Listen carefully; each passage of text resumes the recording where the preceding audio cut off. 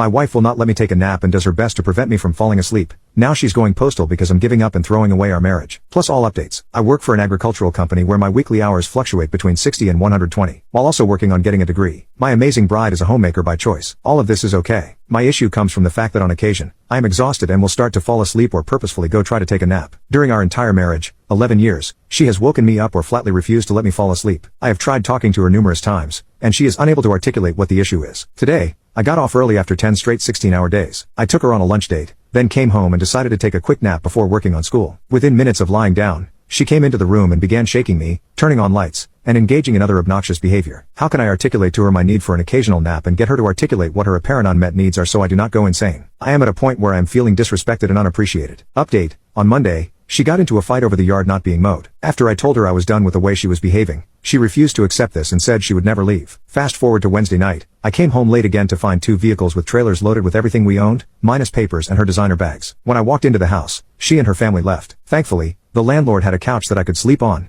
using my clothes as bedding, because they took everything I needed to live on, including yanking the curtains and curtain rods off the wall. Thursday night, I came home, and she was back. This time, she tried picking a fight by chasing me around the house and lunging at me. When I told her I would call the sheriff if she did not leave, she began twisting and hitting her forearm, screaming she was going to hurt herself and tell the sheriff I hurt her. I left the house and called the sheriff for help. They were able to provide me a way to leave as her family was on the way back. Since then, she has sent 2,000 text messages flipping between wanting to come back and me being the worst man alive. My attorney filed for a divorce petition this past Friday. She will be served this week, and I am anticipating her to go postal.